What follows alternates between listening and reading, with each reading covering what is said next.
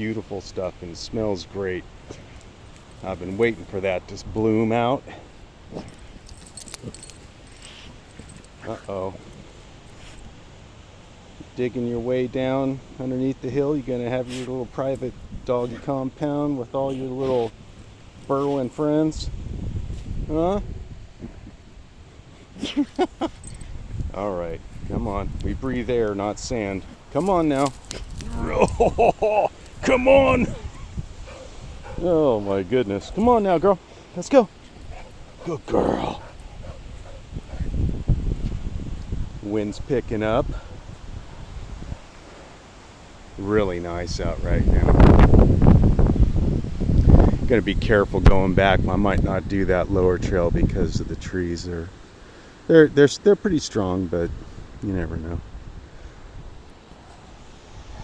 Huh? What do you think, girl? What do you think? Huh? Come on.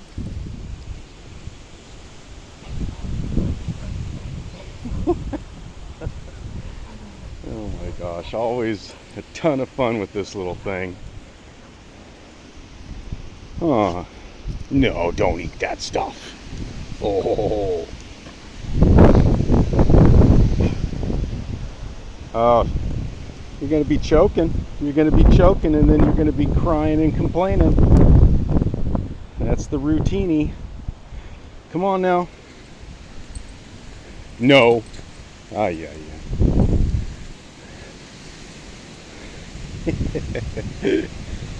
Come on. Whoa. Get all going. Get yourself going, you little... What are you, a cow?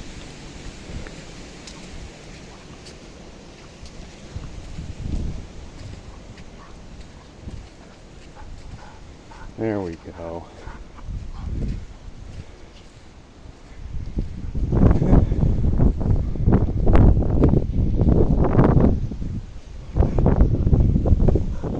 Come on.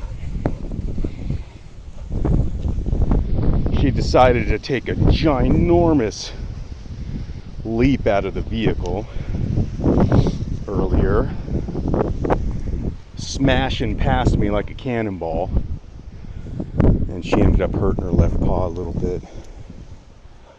So I figured if she was doing well enough, I would just take her on this sandy hill right here. This is always a fun one, all these trails. Oh, okay. I caught a furry fish. A furry fish.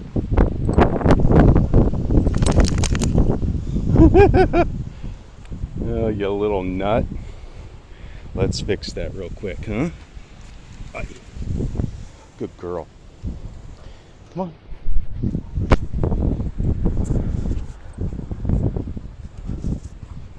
Sorry, we got bumpy phone here. A little 80-pound bumblebee.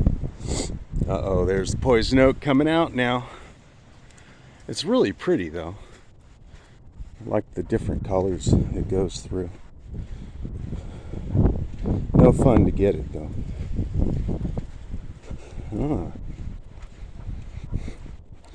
So my previous pal, my partner in crime and grime, Monk, he passed away about 7.5 years ago now. Just a really one of a kind. I mean, just a one of a kind person, but one of a kind dog. And born and bred, you know, on the trail. And so fast forward, we were at this place called Middle San Ynez Camp, which is back in the Los Padres, near this place called Big Caliente Hot Springs.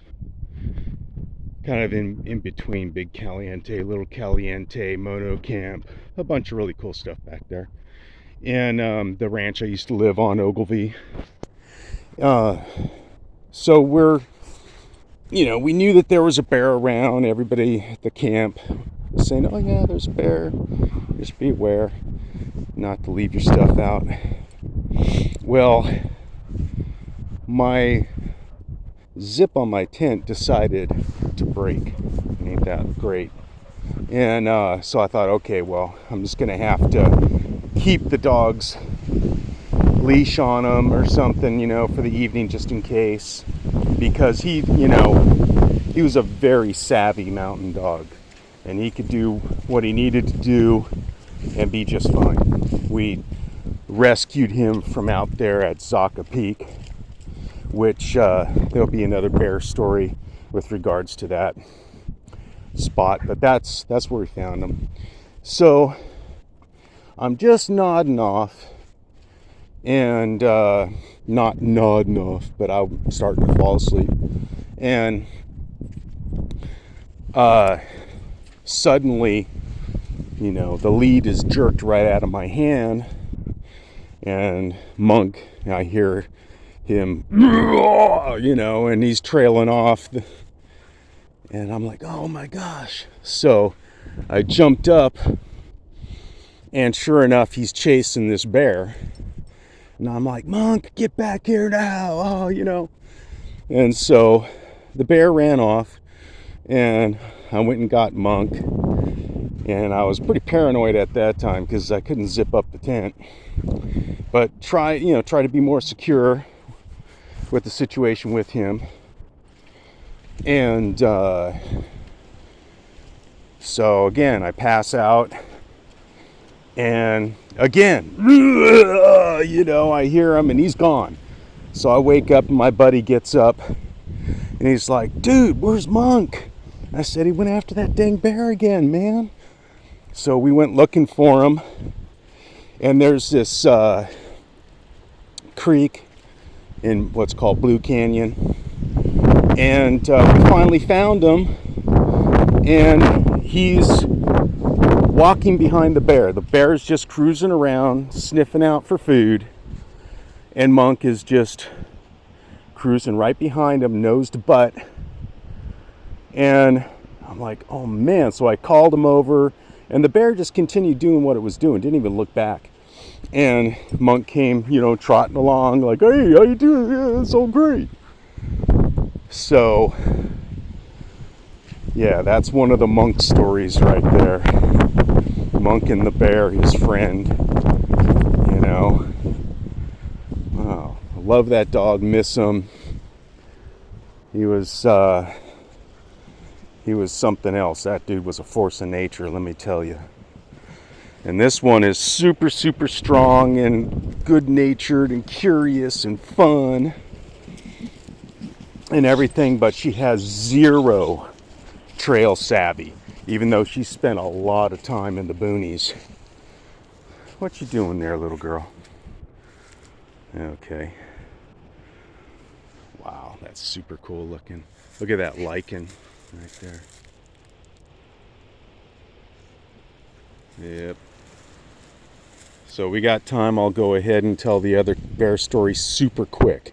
So I was living and working in the forest for a number of years, and I was going back and forth towards Zaka Peak on Catway, and clearing the roads and taking out widowmakers and things like that. And it was during hunting season, getting ready to close.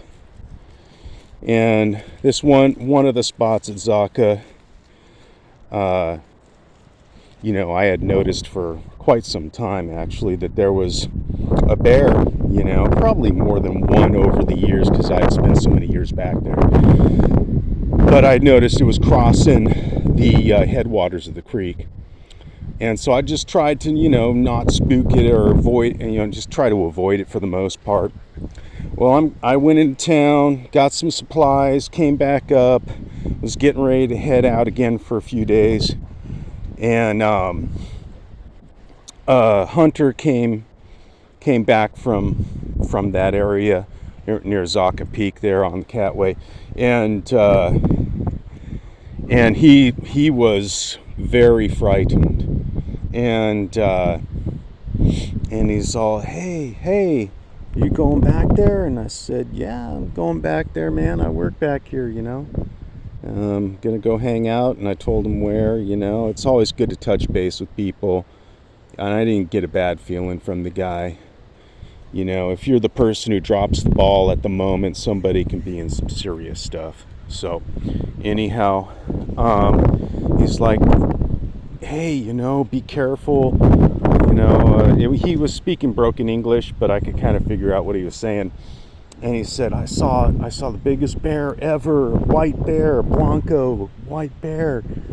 And I knew it was not impossible, but I could also tell he was a little bit bedraggled from the day. It's really hot outside. And so I said, oh, okay, well, thank you for telling me, man. I'm going to go back there. I saw the scat, but we'll see what the deal is. And so I went back there, and sure enough, I saw some fresh scat. So I set up away from where I normally do, because I figured the bear might be like crossing this one spot that I was familiar with bears crossing. Oh my gosh, Sable. Do not eat the poison oak, okay? And so I chose my spot wisely. And the next morning comes along, and I'm making my coffee, and I got my back turned to the headwaters over there, and the dog Monk, he just all of a sudden perks up and starts going kind of nuts, and so I look around behind me, and if a bear could be on its tippy toes, this bear was tiptoeing, trying to get by without being noticed. Oh, darn dog, man, I was almost cross. And sure enough, now I've never been close to a grizzly before, and I suspect this thing was certainly smaller than a grizzly, and it appeared to maybe be a female, but it was by far the biggest bear that I've seen back there. And I've seen numerous bears, small and large, young and old, and this thing was just like almost the size of a VW bug. It was just giant, and it was blonde. Yeah, pretty cool.